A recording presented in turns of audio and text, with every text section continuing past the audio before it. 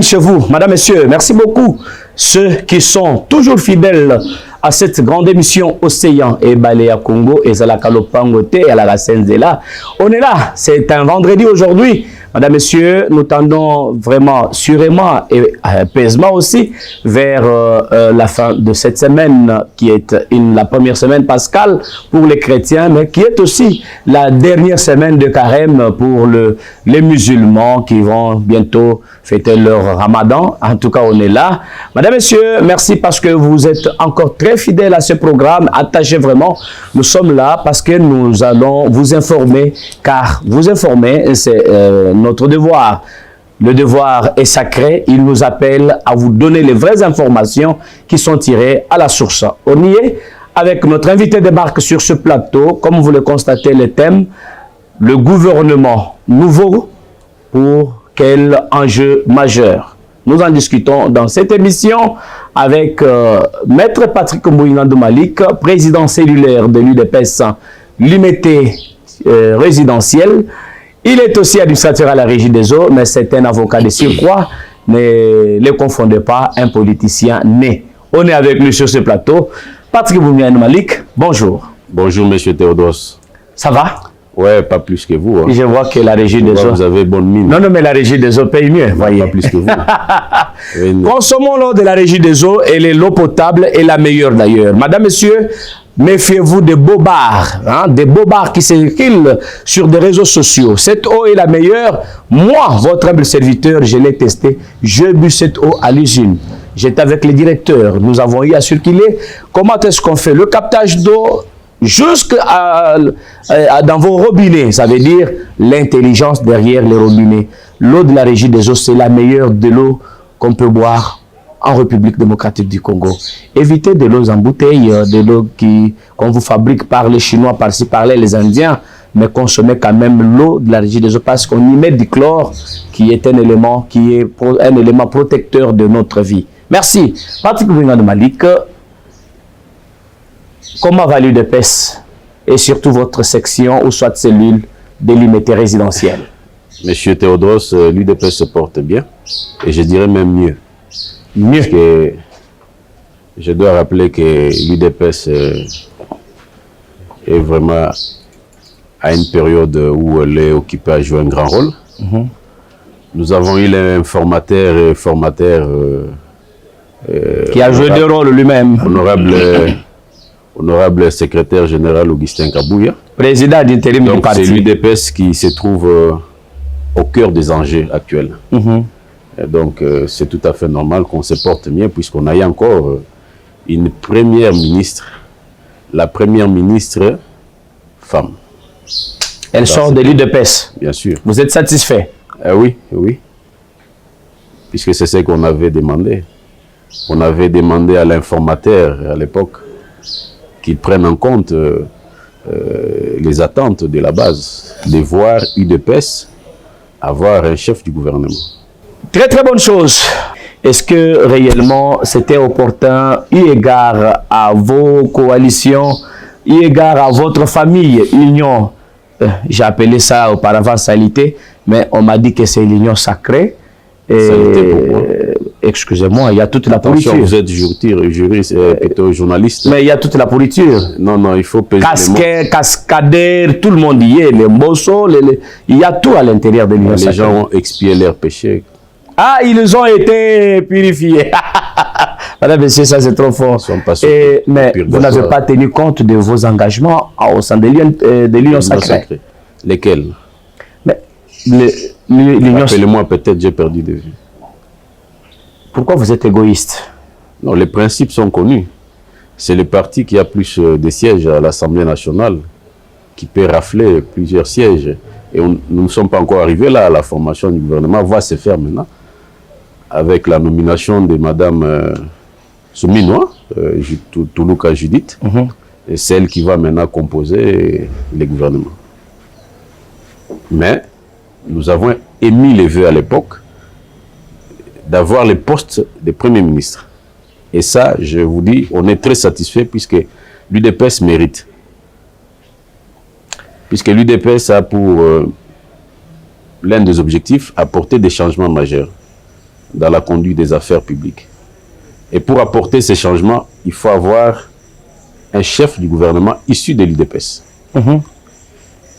On avait eu le malheur, bon, excusez-moi peut-être de dire le malheur, mais on n'a pas eu, depuis qu'on est au pouvoir, avec le président, son Excellence Félix-Antoine Tshisekedi, que je félicite en passant, puisqu'il a fait le choix de donner l'opportunité à une femme de prouver de quoi elle est capable.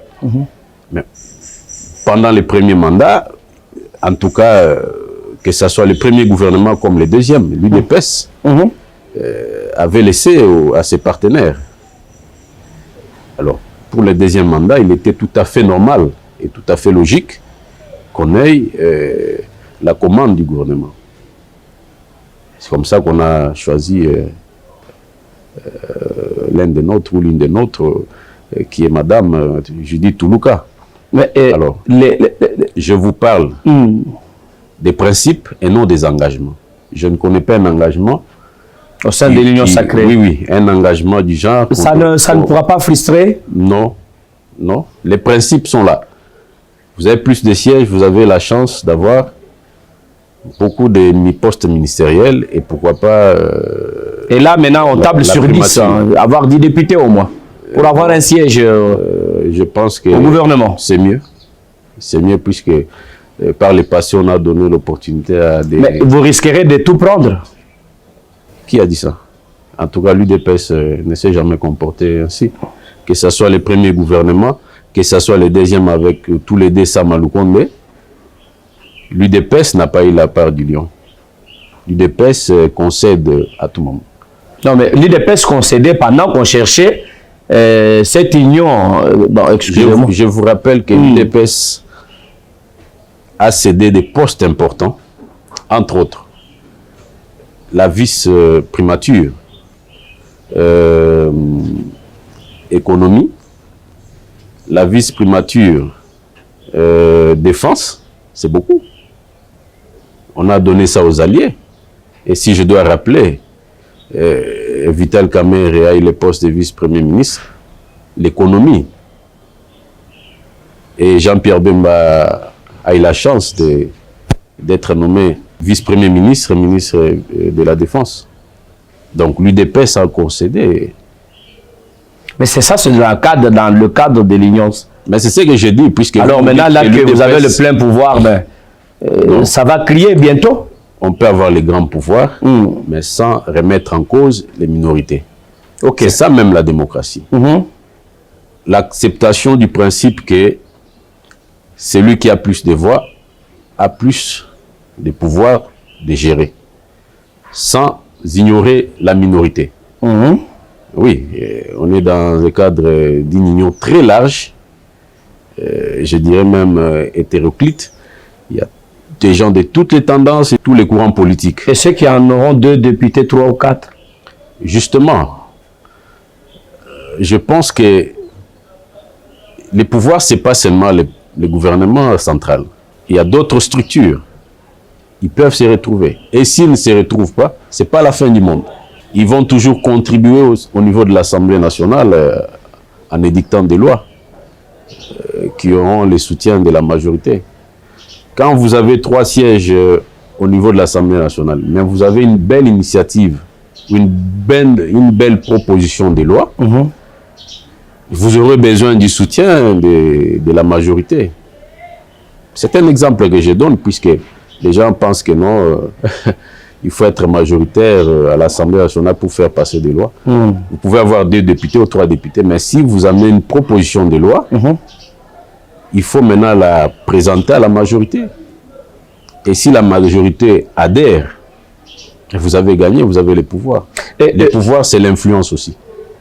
Oui, le pouvoir, c'est pas de résumer les pouvoirs à des postes ministériels, c'est l'influence. Dans un secteur donné, vous avez 3 députés, vous avez milité pour qu'il y ait changement dans ce secteur et vous faites passer la loi.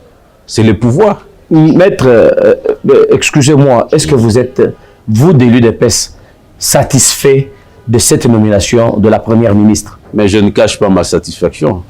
Je vous dis que je suis très satisfait et surtout que c'est une femme. C'est une première dans l'histoire politique de la RDC. Ça n'a jamais été par le passé. On a eu plusieurs gouvernements Mobutu à l'époque. On n'a jamais pensé à une femme. Alors, dites-vous que le président, c'est un... comment je peux dire... un homme genré. Un révolutionnaire. Ok. C'est pas pour rien on lui a donné le prix de la masculinité positive. De la masculinité positive. Il mérite alors. Il mérite. Il a prouvé cela. Donc, ils ont eu raison de lui donner ce titre-là.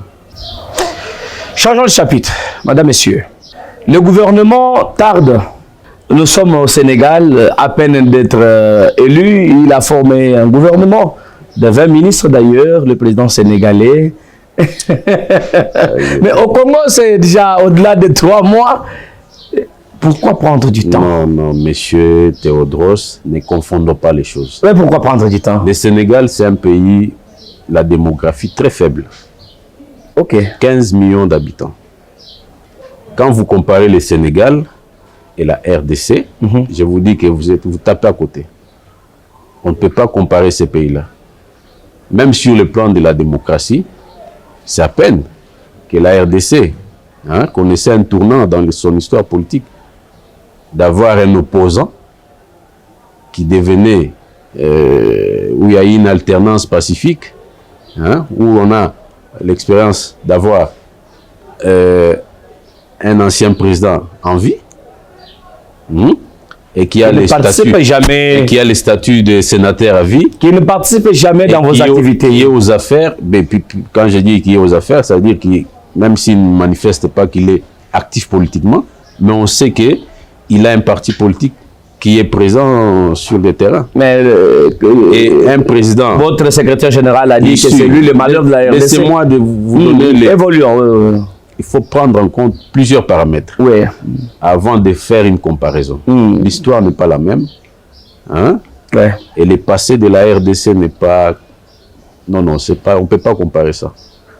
La RDC est passée par des temps difficiles, des crises politiques, des guerres, des rébellions, des transitions sans fin, 2 transitions et 3 dictatures, ce qui n'est pas le cas pour le Sénégal. Et puis en plus de ça, il y a une réalité locale de chez nous. Avant de composer un gouvernement, il faut prendre en compte les aspects culturels, socio-culturels, sans négliger les aspects politiques. Alors, avant de former ce gouvernement, il faut prendre tout son temps. Et jusqu'à là, je ne pense pas qu'on a perdu beaucoup de temps. Par rapport à ce qui s'est passé en 2019, je vous informe, peut-être vous n'êtes pas au courant, bientôt, le gouvernement va sortir. Peut-être dans quelques heures. S'il faut compter... Les 100 jours du mandat passé, avec les mauvais souvenirs de Caméré, qui a bouffé notre argent et non, il faut pas qui a été aussi purifié de toute suite. Ne faisons pas du coq à l'âne. Non, non, mais tout de suite. Passer d'un sujet à un autre. Non, non, mais je parle en termes de 100 jours. Pour répondre à votre question. Oui. Les 100 jours n'ont rien produit. Le Sénégal, rien produit. Le Sénégal n'est pas un enjeu mondial. Mais quand même, ça... Oui, c'est un éclaireur de la nation africaine. Le Sénégal n'est pas un enjeu mondial comme la RDC. La RDC, c'est un enjeu mondial. Je ne l'ai pas peut-être rappelé, mais la RDC, c'est un pays potentiellement riche et qui dispose des richesses du sous-sol convoitées par toutes les puissances. Contrairement au Sénégal, on ne peut pas faire la rébellion au Sénégal comme on le fait en RDC. Alors, quand vous prenez en compte tous ces paramètres, vous allez comprendre que la RDC n'est pas n'importe quel pays. C'est un enjeu international et il y a, c'est pas un adage ou une maxime qui dit « Elo kwa makasi ». RDC, Elo kwa makasi. C'est-à-dire que c'est un morceau dur.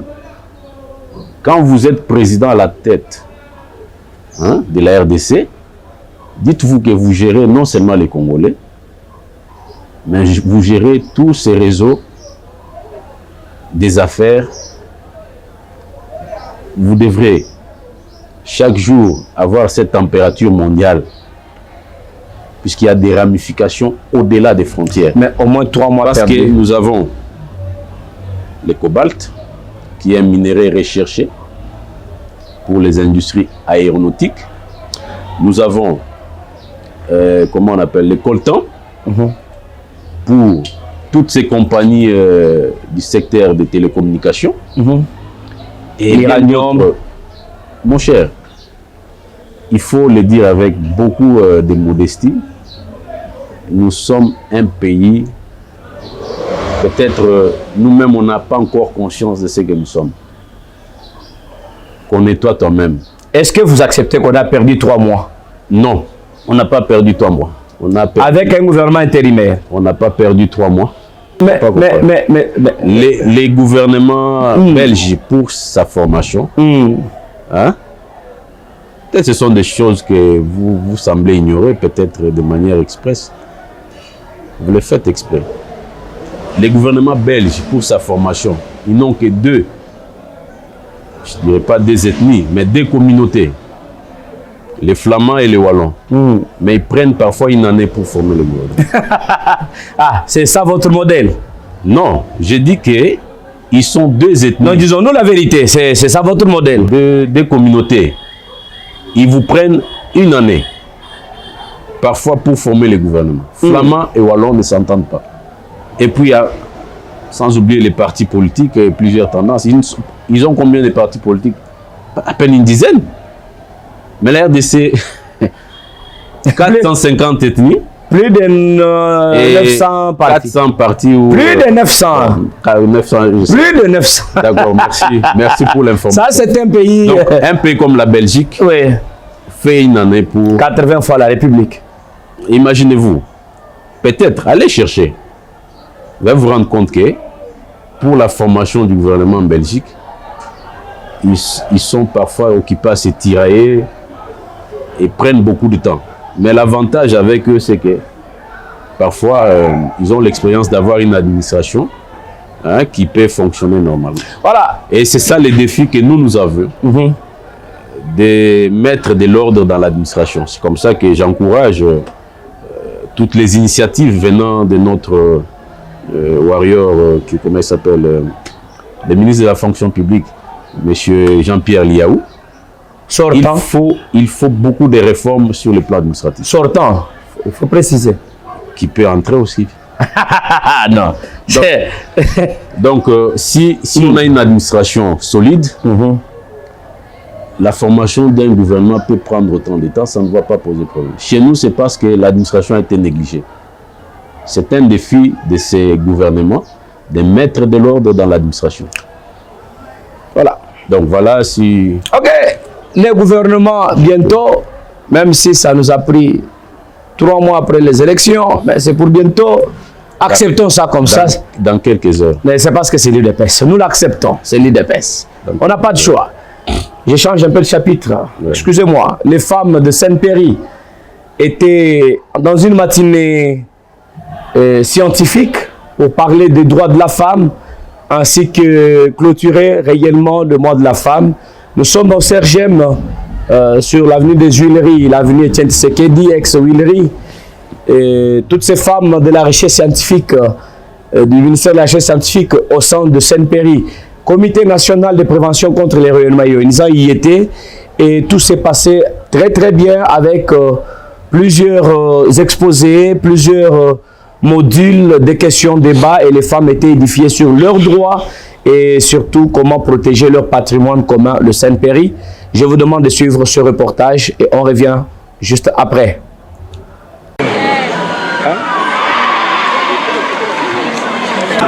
C'est ce jeudi 4 avril 2024 dans la salle Saint-Valentin de CRGM dans la commune de la Gombe que la dynamique des femmes de Saint-Péry, Comité national de prévention contre le rayonnement ionisant, a eu à clôturer le mois de la femme. C'est en organisant une matinée scientifique placée sous les thèmes, je cite, la formation et l'auto-formation de la femme dans une perspective de mise à niveau pour le Saint-Péry. réunis au sein de la dynamique de la femme, des femmes, de la recherche scientifique et innovation technologique, en sigle, et de l'association WIN, qui est une plateforme internationale œuvrant dans le domaine nucléaire, dont je salue la bravoure.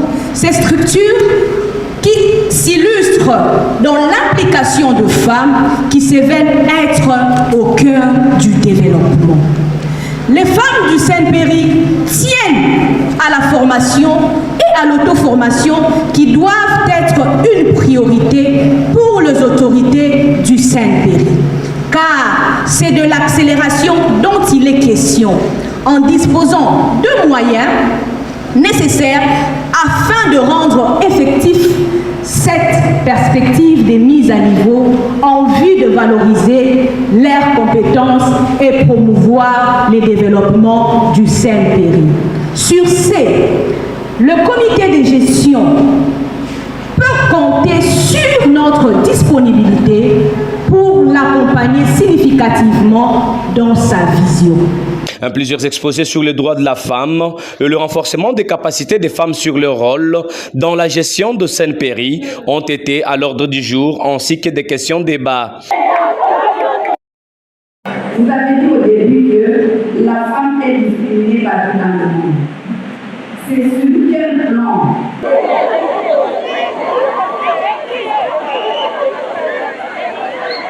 Comment allons-nous faire comprendre à la femme rurale ce concept de parité? La femme rurale, ici nous sommes à Kinshasa, nous pouvons être dans nos foyers et sur l'égalité de la parité, c'est une bonne chose. Mais cette femme qui vit au village, parce que Saint-Péry n'est pas seulement Kinshasa, Saint-Péry c'est Goma, Saint-Péry c'est Bukavu, c'est Bujimaï, Saint-Péry c'est Kolo et c'est partout. Cette femme, si elle a de telles formes de formation, cette femme, si elle a de telles formes de sensibilisation, elle sera à la hauteur de se prendre en charge et être autonome. Il est crucial de noter que la recherche scientifique demeure un pilier pour le développement. Pour le président national de CNPRI, le professeur Florimond Nyamoga Kabanda, qui a d'abord félicité le chef de l'État congolais, Félix Antoine Tshisekedi Tshilombo, pour avoir nommé une dame comme première ministre. En ce qui concerne les Saint-Péry, je m'engage à vous accompagner comme le ferait un bon père de famille. Pour ceux qui...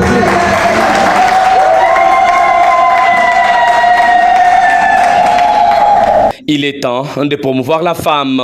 Vous ne pouvez que la voir à côté de moi. La vice-présidente, c'est une femme. La professeure Kabena qui est là-bas. Elle a été honorée aussi par le président de la République, nommée comme vice-présidente au niveau du Saint-Péry. Donc, c'est comme je l'ai dit, nous sommes en train de travailler tous ensemble. Et d'ailleurs, elle est là, elle peut le témoigner. Nous disons que cette fois-ci, dans les promotions internes, nous allons tenir compte de la parité. Nous allons voir comment promouvoir la femme et la mener à un niveau très supérieur pour le moment. Donc vous voyez même à mes côtés, nous avons une chef de service femme au niveau de Saint-Péry. Donc c'est nous, ce n'est pas un simple slogan. C'est une réalité qui se vit au jour le jour. C'est vrai que ce n'est pas encore suffisant, mais nous allons continuer toujours à aller de l'avant et promouvoir la femme pour la continuité de notre pays. Après INSEINET, en relevant la réalité au sein de Saint-Péry et le travail qu'abat ce centre pour l'amélioration des conditions de travail, un repas et une photo de famille ont eu à sanctionner cette matinée scientifique sous la satisfaction de tous.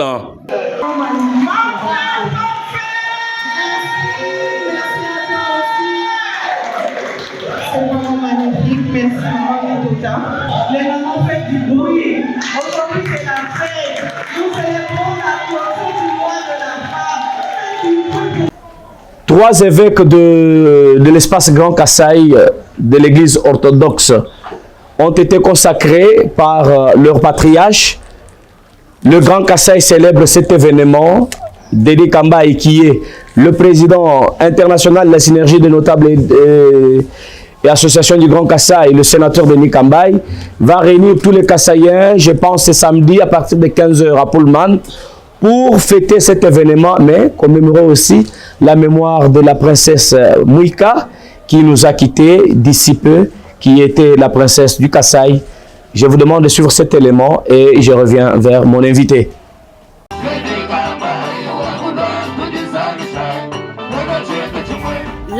s'agit de notables et associations du Grand Kasaï Sinajek en sigle à l'insigne honneur de vous inviter à rehausser de votre présence le dîner d'échange qu'elle organise ce samedi 6 avril 2024 au Salon Congo de l'hôtel Pullman de Kinshasa de 16h à 21h. En mémoire de la regrettée honorable princesse Mwika Lukusa, présidente d'honneur de la Sinajek.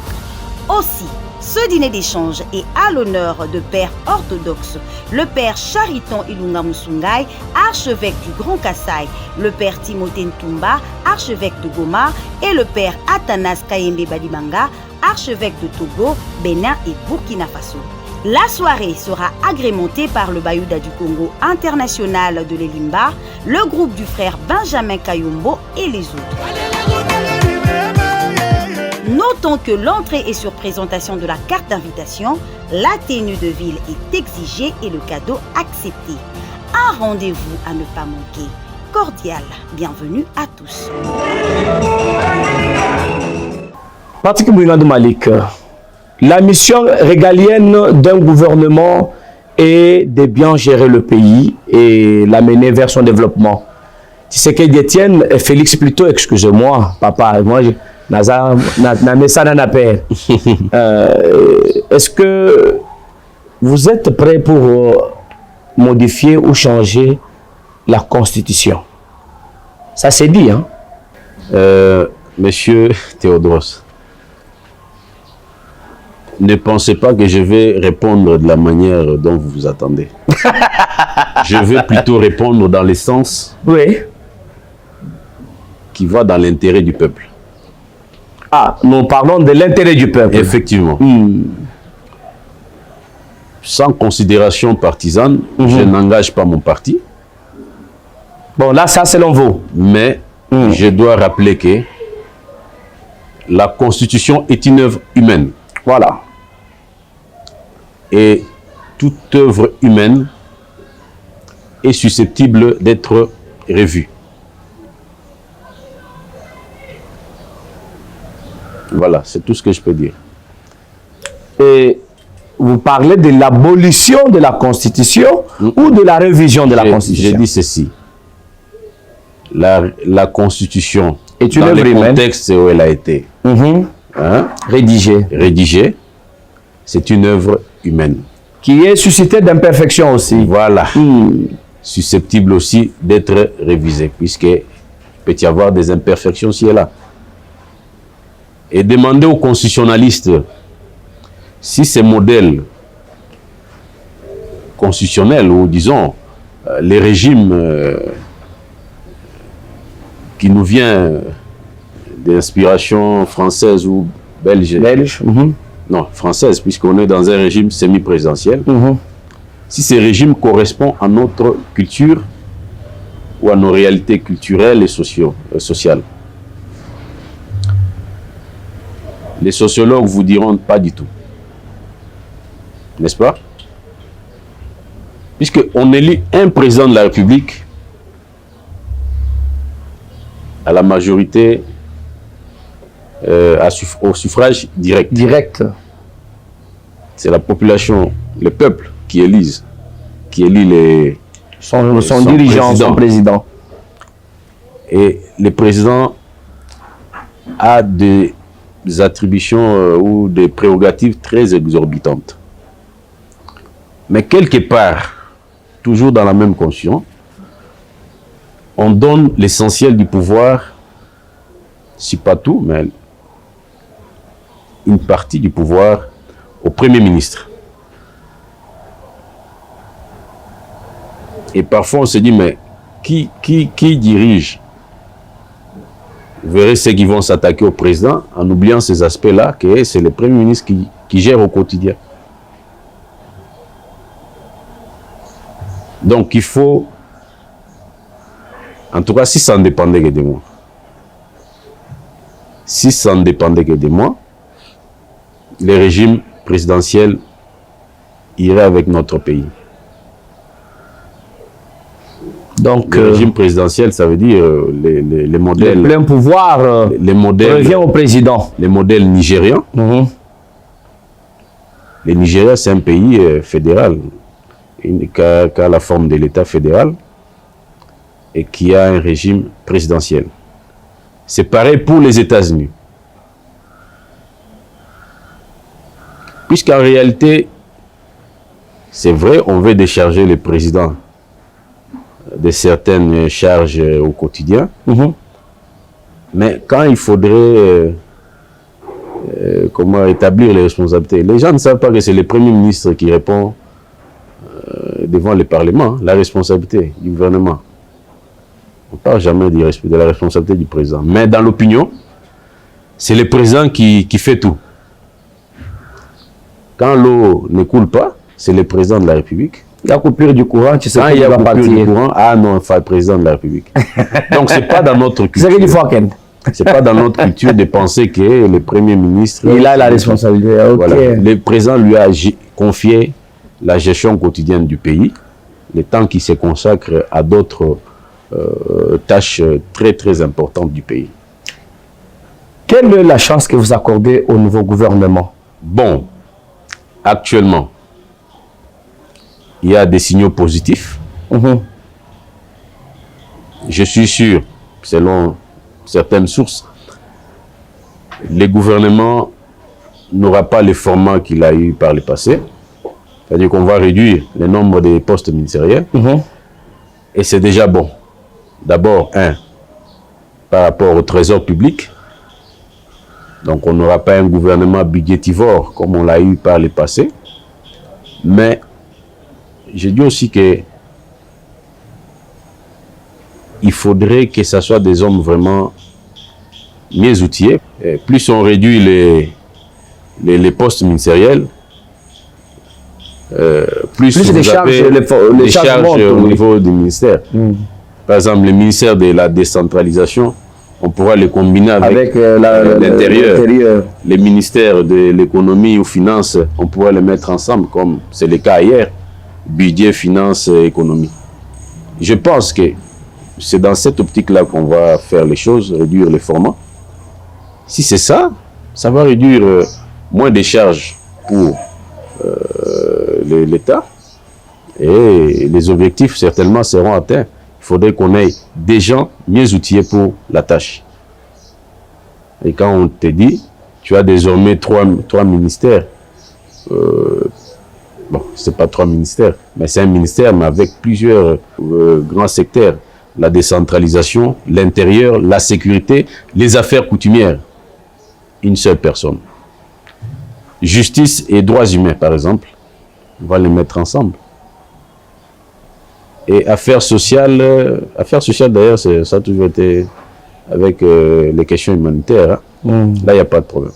Donc, nous avons la chance de réduire le budget. Il y a des signaux positifs, comme je disais. Mais également, par rapport à la nouvelle donne, on a une femme, il ne faut pas l'oublier.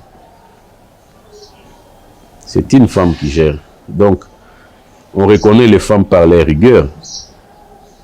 Surtout quand elle a un poste de responsabilité, elle ne badine pas. Donc, attendez-vous à une certaine rigueur qui sera impulsée par Madame Judith Toulouka. Donc, il y aura les sérieux. Il y a des signaux positifs. Et je suis même sûr que, en tout cas, ça sera un gouvernement de proximité. Qui va prendre en compte les attentes de la population dans les secteurs économiques avec les taux d'échange qui ne fait que grimper. Elle est du domaine, donc elle est mieux placée pour résoudre ces problèmes. Elle a de l'expérience, elle a été au PNUD, elle a été dans les institutions onusiennes. Elle peut apporter un plus dans ce gouvernement. Donc, moi, de ce côté-là, je reste positif. Ce serait peut-être une surprise de voir une femme relever ces défis. Et si on vous nommait, si on me nommait, ça veut dire... Ministre, vice-ministre. Je serai là au service de la nation. Pourquoi très bien, très bien. Il sera au service de la nation. Donnons la chance à cette femme, madame, messieurs. C'est une dame, elle est brave. Les gens qui spéculent sur elle, elle est née Congo. Elle était née là. Elle n'est ni du Kasaï, ni de l'Équateur, ni elle est une femme du Congo, mais elle est au service de la nation. Accorder vraiment ce petit crédit à cette femme. Et on connaît pourquoi le président de la République a jeté son dévolu sur elle. Oui. Et peut-être plus tard, l'histoire nous dira plus. Changeons de chapitre parce que nous sommes presque à la fin de cette émission. Oui. Et je rappelle à mes téléspectateurs que la personne sur ce plateau, avec moi aujourd'hui, ce vendredi, en train de détailler bavette, c'est Maître Patrick Bouingand Malik, qui est président cellulaire de l'UDPS. L'unité résidentielle, au cadre de la République, ça veut dire administrateur à la régie des eaux. Il est un analyste politique et un politicien né. Ça, je ne peux pas l'oublier. Les compatriotes congolais, par manque de dividendes, par manque de quoi vivre, se lancent dans la rébellion. Nous avons quelques Congolais qui se sont lancés et qui ont rejoint les mouvements rebelles. Tout ça, la guerre à l'Est inquiète plus d'un Congolais, ça nous fait très mal. Augustin Kabouya sort publiquement pour dire que c'est Kabila le mot de ce pays. Ça veut dire c'est lui le casse-tête de ce pays et que c'est lui qui est à la base de M23 et tout ce qui se passe. Patrick Bouingand Malik, avez-vous marié l'idée de votre secrétaire général qui est président intérim de l'UDPS, formateur du gouvernement, informateur ainsi que député national, bientôt candidat sénateur? Imaginez-vous. Ce sont ces casquettes. Je n'ai pas l'intégralité des propos. Qu'est-ce que vous voulez dire? Puisqu'il a parlé de beaucoup de choses. Non, mais il a dit le problème, c'est Kabila qui influence l'M23. Il a informé en passant que Kabila se serait déplacé. Mais c'est votre partenaire idéal. Il se serait déplacé en outrepassant les procédures au niveau du service de la DGM. Bon. Tous les kabilistes rejoignent l'M23. Oui, mais... Ça ne vous dit rien. Mais écoutez, je suis en train de rappeler que Nanga, c'est un compatriote congolais, mais qui a été acheté par le service de nos adversaires, de nos ennemis, nos voisins, les Rwandais. Bon, je ne peux pas dire que tous les Rwandais sont nos ennemis, mais le régime de Kagame est occupé à mettre les moyens, et beaucoup de moyens, pour attirer tous les politiciens mal de positionnement. Nous venons d'une élection qui s'est soldée par des échecs puissants pour ces politiciens de l'opposition. Et bon, ils veulent maintenant se ressourcer financièrement. En créant des rébellions. Oui, c'est ça même. Les mal congolais, c'est celui-là. C'est de ne jamais accepter de traverser les temps du désert. Nous avons l'expérience. On a tenu 37 ans. Vous voyez un peu. Par amour du pays, on s'est dit non, on ne peut pas prendre les armes. On est des modèles à suivre dans ces pays. Mais eux, à peine 5 ans, ils estiment que c'est beaucoup. Ils veulent... Ils ne tiennent pas. Ils veulent revenir aux affaires. Mais pas de la manière démocratique, mais en prenant les armes. C'est quand même honteux. Et je lance un appel aux Congolais.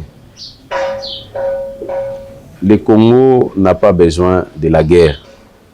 Le Congo doit se reconstruire. Et s'il faut que le Congo se reconstruise, c'est avec des gens qui ont un sens du patriotisme très élevé. Nanga nous a prouvé que ce n'est pas un compatriote, ce n'est pas un patriote. Il est plutôt, il est en train de s'allier avec nos ennemis. C'est un adversaire à abattre. L'ennemi numéro 1 du peuple congolais en ce moment ici, c'est Nanga. Puisqu'il est en train d'entraîner tous ces politiciens-là à mal de positionnement à les rejoindre. C'est de la manipulation médiatique. Je l'ai vu avec une barbe blanche, je ne l'ai pas reconnu. J'ai dit, mais comment quelqu'un peut descendre trop bas comme ça? Il quitte son statut du président honorable du président de la CENI, l'ancien président de la CENI, en quelques années, tu deviens un chef rebelle, un seigneur de guerre. C'est quand même triste. Alors tous les Congolais doivent prendre conscience que les revenus, on doit maintenant reconnaître qui sont des vrais Congolais et qui ne le sont pas. C'est les choix à faire. Si vous allez faire la rébellion, c'est que vous n'êtes pas Congolais. Vous n'avez jamais été Congolais. Et je soutiens l'initiative du retrait des nationalités pour toutes ces personnes qui s'amusent à aller rejoindre les M23 et d'autres groupes armés. Il faut les retraits des nationalités. Et comme on a même réhabilité la peine de mort, la peine capitale, on est dans un domaine sécuritaire. On ne badine pas avec la sécurité d'un peuple. Si quelqu'un a trahi et qu'il y a des preuves tangibles qu'il est auteur de certains actes de haute trahison, eh bien, il faut rechercher quelle peine lui appliquer. Et la meilleure des peines, c'est la peine de mort. Voilà. On ne badine pas avec ça. C'est la vie de tout un peuple qui est en jeu, la survie d'une nation. Par conséquent, on doit être très, très rigoureux de ce côté-là. Et il faut même instaurer la cour martiale. Hein? On est dans un état de siège dans certains territoires, mais moi, je pense que s'il y a lieu d'élargir l'état de siège à certaines provinces, il faut le faire. Puisque les bruits qu'on entend là, il ne faut pas minimiser ça. Il y a l'argent en jeu. Ceux qui ont géré ces pays pendant 18 ans en avaient rempli les poches et sont prêts à offrir à quiconque veut rejoindre l'opposition. Donc voilà, si le secrétaire général a eu à tenir ces propos-là, il a certainement des informations. Et donc nous restons très vigilants et nous disons, c'est le moment ou jamais de faire les choix, d'être du bon côté de l'histoire, c'est-à-dire du côté de la patrie. Voilà. Moi, j'ai choisi depuis longtemps d'œuvrer à l'UDPS, puisque je sais que c'est un parti qui a toujours encouragé la non-violence comme mode d'accession au pouvoir. Et non pas prendre les armes. On pouvait aussi prendre les armes. 37 ans, c'est pas... Voilà. 37 ans, on voit l'enfant naître et il vieillit. Il a des enfants. Il a des enfants. Même des cocos. Alors, 37 ans, c'est pas peu de choses. Donc, il faut féliciter l'UDPS. Il faut décourager ces partis-là. S'il y a des liens avec les PPRD, non, il faudrait même procéder à la suspension d'activité de certains partis politiques qui ont des liens avec les M23. Madame, Monsieur, c'était M. Président. Voilà. Merci beaucoup à Maître Patrick Mouingane Malik. Je rappelle qu'il est président cellulaire de l'UDPS Unité résidentielle, administrateur à la Régie des eaux, un avocat, de surcroît un politicien né. Comprenez ma nuance. Augustin Kapouya derrière la caméra. Toute cette grande équipe de Miel Télévision et Max Info Océan vous dit merci. Nous allons nous retrouver lundi avec le même plaisir et le même devoir, parce que vous informer, c'est notre devoir le plus sacré. Merci.